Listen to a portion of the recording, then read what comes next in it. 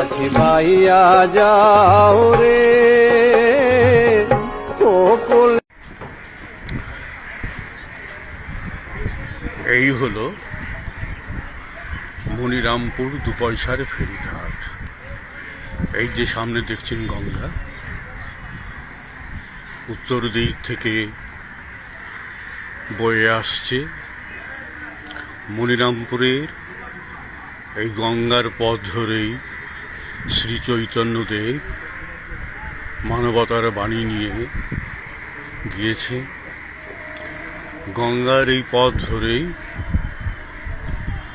চাঁদ সদাগর গেছে বাণিজ্যে।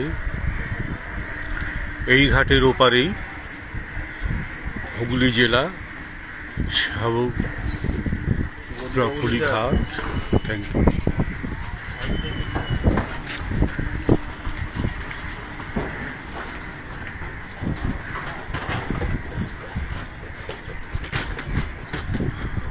অজস্র লোক পারাপার করে প্রতিদিন। এখন এই কালী পুজোর সময় হাজার হাজার মানুষ ওপার থেকে চলে আসবেন আমাদের এপারে মনিরামপুরের পুজো দেখতে।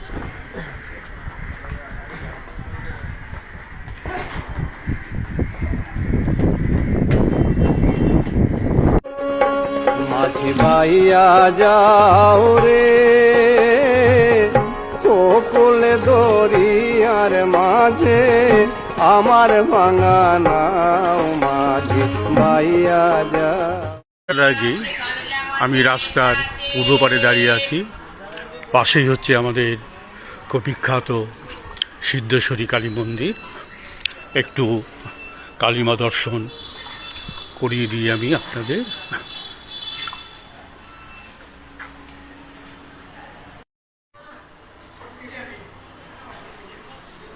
হ্যাঁ, আমি একটু মায়ের প্রসাদ পেলাম। কে ভালো আছিস? তুই এত হয়ে গেলি কেন? হ্যাঁ হ্যাঁ, চিনতে পারছিস আমাকে? তো সে কি রে, আমি কেপিআর স্যার। আরে স্যার হচ্ছে আমাদের মন্দিরে সব বই লেখে স্যার।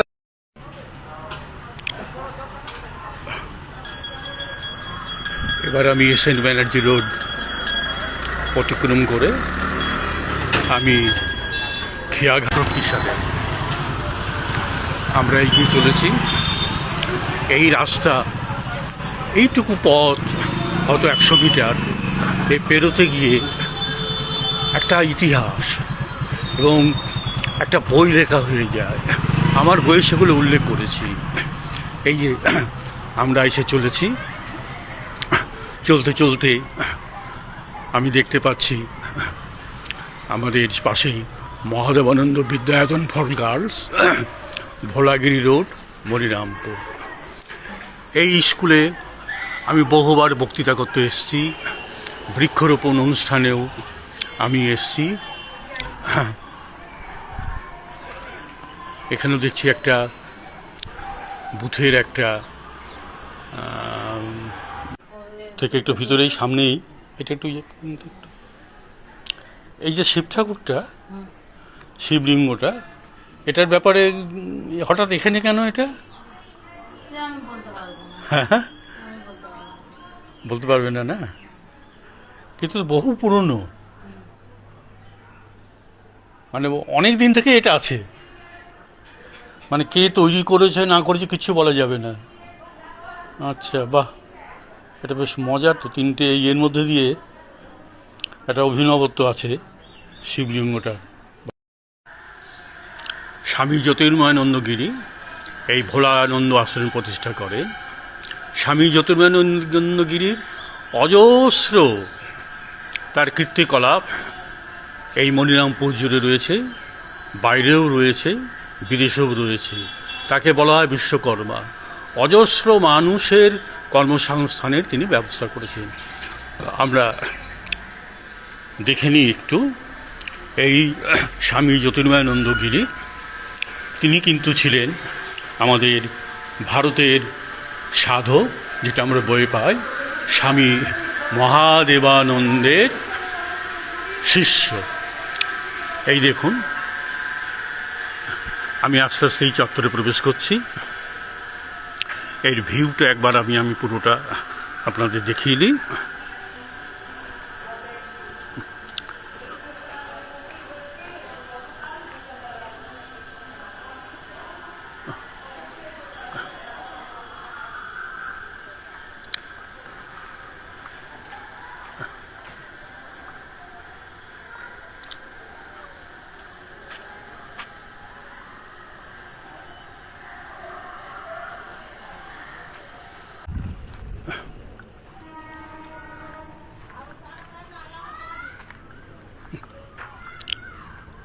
ঘাট নতুনভাবে তৈরির প্রস্তুতি চলছে। এই যে এইটা নতুন বসানো হবে। এখানে আমি নৌকাই চলাচল করতে এতদিন, এটা কাজ চলছে, সম্ভবত খুব শীঘ্রই পারাপারের জন্য নতুন একটি রূপ এই ঘাট পাবে। ওপারে শেওড়াফুলি, শ্রীরামপুর, বয়ে চলেছে গঙ্গা। এই সময় দেখতে পাচ্ছেন গঙ্গায় জোয়ার এসেছে, দেখলেও মন ভরে যায়।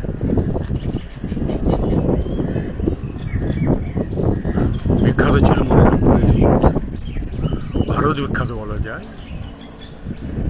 পল্লী মাটিতে তৈরি হতো ইট, এখন অনেক ইট ভাটাই বন্ধ। এই যে ঘাট, যেটাকে 4 পয়সার ঘাট বলা হচ্ছে, এগুলো সব নতুন তৈরি হয়েছে। একসময় এই ঘাটের নাম ছিল তক্তা ঘাট।